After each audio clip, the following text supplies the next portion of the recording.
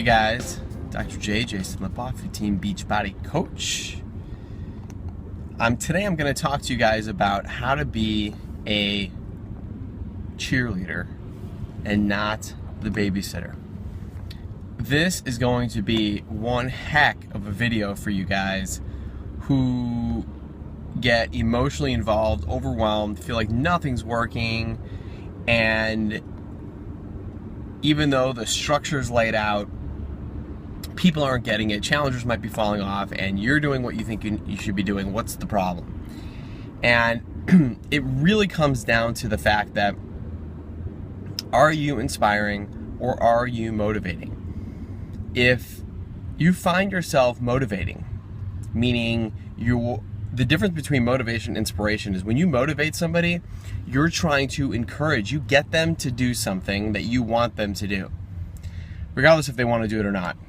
Inspiration comes from inside them. And so how do you bring something out inside them out?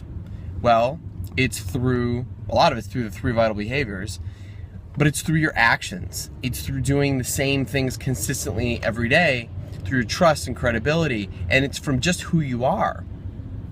So you never know. You are not a mind reader, but you also can't control people's actions. The only thing that you can control is what you do.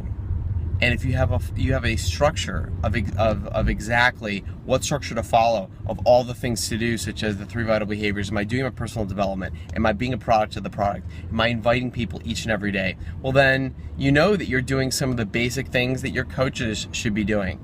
And then the same thing with challengers. Are you representing what you are recommending to them?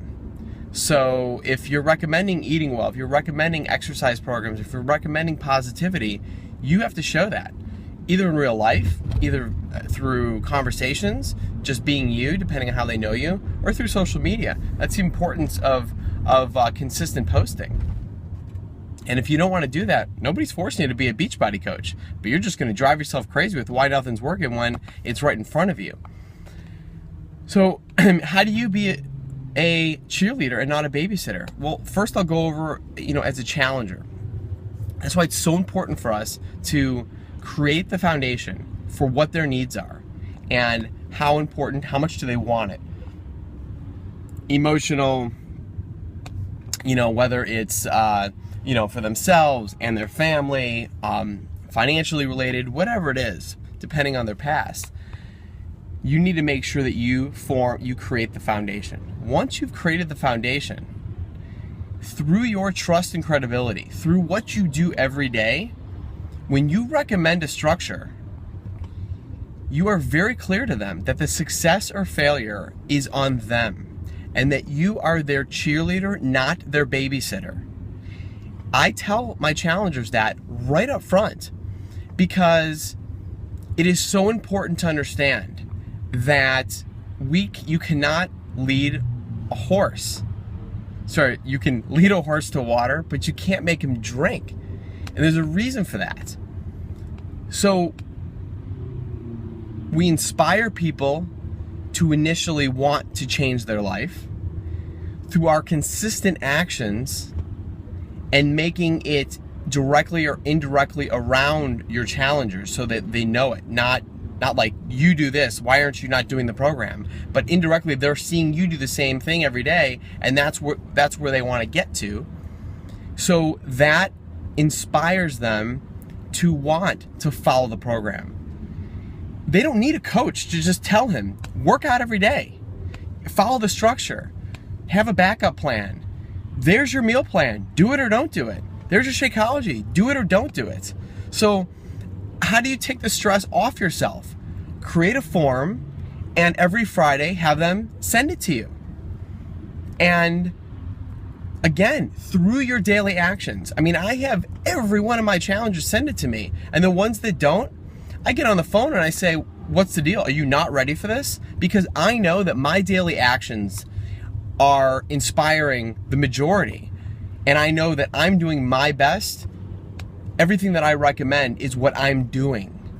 So that could mean that they aren't ready yet, and that's okay.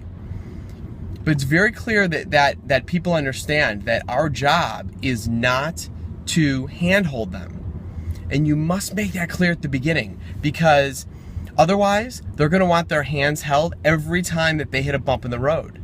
Now, where do they go when they do hit a bump in the road, et cetera, et cetera? That's why you need support.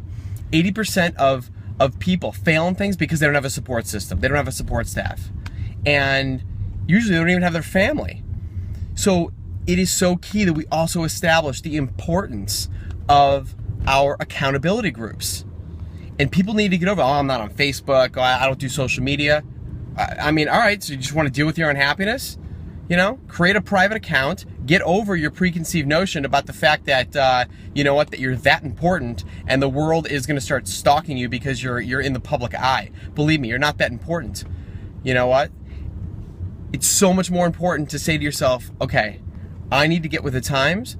This structure works, so I need to find a way to remove my preconceived notions and follow a structure that works, regardless of the fact if it's on social media or not. And right now, those support groups really are the key to people's success. No question about it.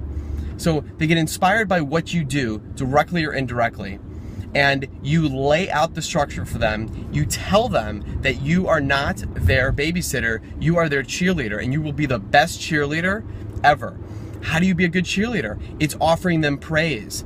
It's by, when they fail, it's by cheering them, and that is so important. It's by having them realize that they did it according to a structure that they feel is right. So it's not about failing and quitting, it's about growing. So how do you do it? How do you, as a coach, how do you inspire other people as coaches? It's the same thing. Whatever their goals are. Their goals are to make money, inspire other people, create, you know, long-term health and happiness for themselves and their family, for extended accountability, for exponential levels of happiness, whatever it is. You've established that, but you know what? Again, you're not a babysitter, you are their cheerleader. It is up to you to show them all the structure. Show them that you've got the FAQs. Show them how you can expand your market. Show them all the different ways to invite. Show them the 3 vital behaviors. Show them coach basics. All of that are basic things that you can do to give them the structure. But even if you didn't, if they know how important it is to be a coach, and what that means is it's about changing lives and changing their own life, well, then, like Brooke and myself, we just took the initiative on our own. Now, it depends on how much, you know, initial hand-holding you want to do, but the less you do, the less stressed you're going to be. And just having them, like, watch this video and say, listen, this, if you trust me and you believe that I'm credible, then this is the structure that you need to follow, and you need to take some initiative. So, for example, you know, if you say to yourself, well, how do I know that they find me, you know, a trust and credible source? Are you doing all the 3 vital behaviors? Are you posting every single day? Are you posting pictures of your workouts, of your food, all the things that you would want a coach to do? People have to know who you are. People have to know what you're about. And if you're not, then you go back to it and say, how do you expect your coaches to do it if you're not talking about it? So it's always, you have to get back to the basics. That's so important. So again, how do you inspire your coaches? You've got to be doing all the things. You've got to get out of your own way. You got to get out of your comfort zone, and you have to be a product of the product. You've got to be representing. You've got to be a leader. You've got to basically act as if before you actually are, and that's so important.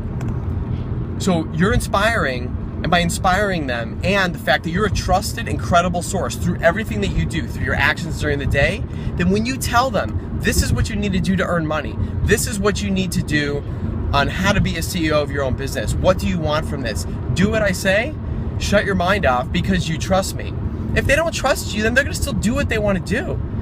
So you need to be an example for them. And that's what I really try and instill in my coaches. So regardless if they've got 2 coaches, 4 coaches, 10 coaches underneath them, it doesn't mean jack crap. if they're not, it could just be that they've got a lot of friends that kind of also want to do it, but it's just going to cause them stress later. So it's so important that you go back to the basics, and it's about inspiring people through your actions. And then you are their cheerleader. As a challenger or a coach, you are telling them, or I'm sorry, you are inspiring them through your, constant positivity. Like, great job, you did this, you did that. You don't want to be knocking people down, you don't want to be knocking other people down, but you want to be doing the things that you would want your coaches to do. Going in all these other groups and posting and commenting, and what does this do? It makes you become a more amazing person. Reading 15-20 minutes of personal development every day. You think people can't tell when you're telling people to do it and you're not? Believe me, every day I'll get people that'll tell me how they see that I've changed over the last year. It's not, it's not by mistake. So as the sun is in my eye and I'm getting blinded, I'm gonna leave it at that, but I hope that motivates, that actually inspires you guys, and it helps you guys a little bit with how to maximize your potential and how to be a cheerleader and not a babysitter. Take care, guys. Bye.